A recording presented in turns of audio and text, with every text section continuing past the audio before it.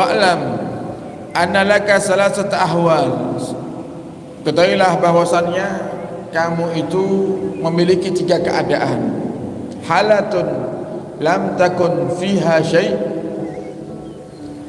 yaitu keadaan pertama, yang kamu di dalam dunia ini tidak memiliki apapun yang bermanfaat untukmu.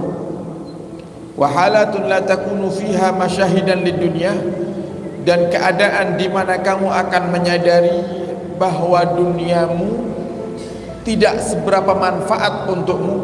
Wa hiya ma ba'da mautika ilal abad, yaitu setelah kamu mati. Jadi setelah kita mati nanti kita sadar, oh ternyata dunia yang kita damba-dambakan ini tidak begitu manfaat untuk kita. Yang manfaat itu adalah ibadah kita, yang manfaat itu sedekah kita, yang manfaat itu adalah sholat kita, puasa kita, zakat kita, dan hal-hal yang wajib yang kita tunaikan. Wa halatun mutawassitatun bainal abad wal azal, dan ada keadaan di mana itu ada di tengah-tengah antara kehidupan abadi dan kehidupan azali, yaitu ketika kita hidup di dunia ini. Kita hidup di dunia ini, Allah kasih kita waktu, kita hidup di alam yang tidak kekal untuk menyambut alam yang kekal. Fahiya aqallu min manzilin qasirin fi safarin ba'id, dan kehidupan kita di dunia ini sangat singkat sekali. Singkat para hadirin.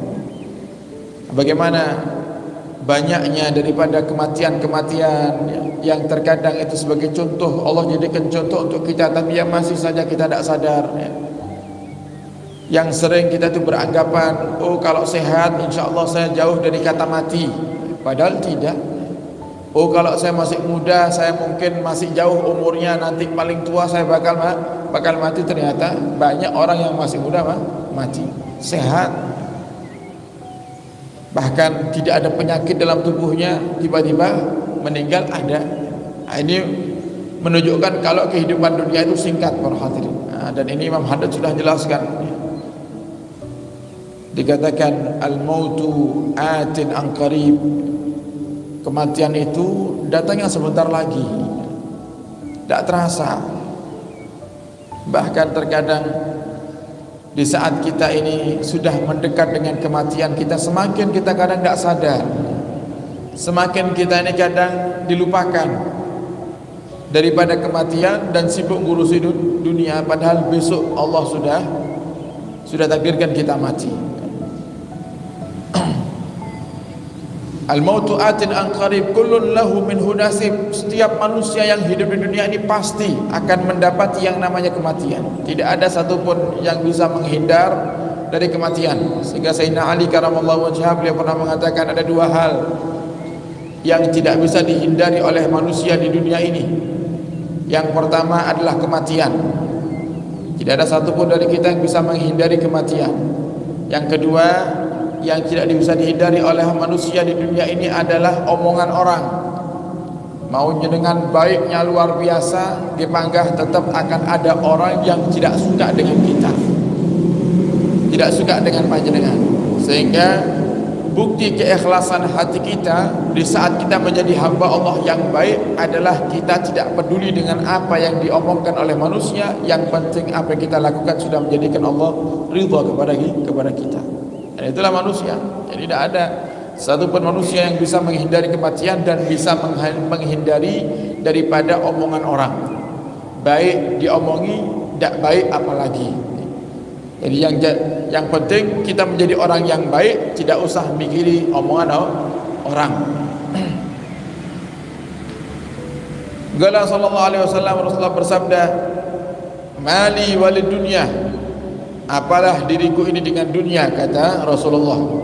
Wa innama masali wa masalud dunya, sungguhnya perumpamaan diriku ini dengan dunia kama salirakibin, seperti orang yang sedang berjalan dengan kendaraannya, dengan kudanya, sara fi yaumin saifin, yang berjalan di siang hari yang panas, di musim panas yang sangat menyakitkan, musim panas yang panasnya menyengat. farufi'at syajaratun faqala tahta dhilliha sa'atan. Farufi'at, kemudian dia melihat ada pohon yang rindang. Faqala, kemudian dia istirahat, tidur sejenak. Qala qailulah.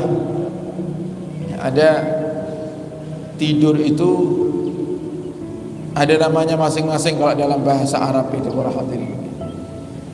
Tidur yang tidak baik, tidur setelah asar dan tidur setelah maghrib, itu yurisul junun, bikin gila, bikin stres. Tidur setelah asar, kecuali kalau capeknya sudah luar biasa gitu. Tapi kalau seandainya bisa ditahan, tahan untuk tidak tidur setelah asar dan maghrib. Ada tidur yang baik. Tidur yang baik itu adalah, bahkan ini disunahkan, tidur sejenak sebelum datangnya waktu zuhur. Tapi kalau kula panjenengan yakin zuhure ra bakal bablas,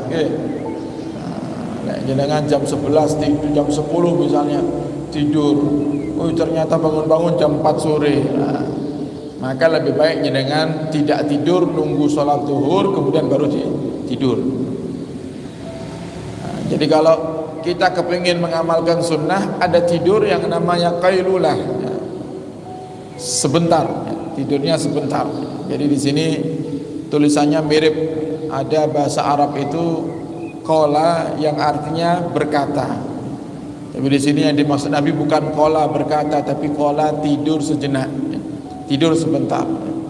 Dan ini hukumnya sunnah ya, tidur sebentar sebelum waktu zuhur, sebelum datangnya waktu zuhur, itu adalah disunahkan dan baik untuk diri kita ya. Dan sangat membantu untuk bangun di waktu malam, bangun di waktu malam. Ini kalau memang bisa. Tapi kalau jenengan kok punya pekerjaan, kita memalih itu pekerjaan jenengan sebagai apa, misalnya pegawai, ikut sama orang, jangan karena denger sunnah berarti aku lek ning toko njogo tokone wong tak turu wae. Dolim jadinya. Jenengan kerja tapi malah tidur, namanya makan gaji buta nanti. Faqala tahta dhilliha. Kemudian orang yang perjalanan musafir ini tadi tidur sejenak di bawah pohon yang rindang. Sumaraha, kemudian begitu dia bangun daripada tidurnya, lelahnya hilang, tenaganya pulih, tarakah, dia tinggalkan pohon itu. Yaitulah dunia. Sesaat, seperti halnya kalau kita sedang bernaung di bawah pohon, jalan dari Karangrejo misalnya, mau ke jalan di siang hari panas, mau ke Ngujang misalnya, jalan kaki, panasnya luar biasa, tidak kuat jenengan, akhirnya jenengan istirahat di bawah pohon. Di tengah-tengah sana ada pohon rindang, jenengan duduk di bawahnya, tertidur, saking capeknya tertidur. Dapat 1 jam jenengan bangun, tenaga pulih, sudah tidak capek lagi. Apakah iya jenengan akan duduk terus di bawah pohon itu? Kan tidak, pasti kita akan lanjutkan perjalanan. Nah, Nabi ibaratkan dalam hadis ini, dunia itu seperti pohon, tempat kita istirahat sejenak. Yang artinya di dunia ini kita yang orang musafir duduk di bawah pohon untuk mengumpulkan tenaga, maka kita hidup di dunia ini untuk mengumpulkan bekal. Semakin banyak bekal yang kita bawa, semakin cepat kita masuk surganya Allah Subhanahu wa taala. Tapi semakin sedikit bekal yang kita bawa, semakin sulit kita untuk menjalani daripada kehidupan akhirat.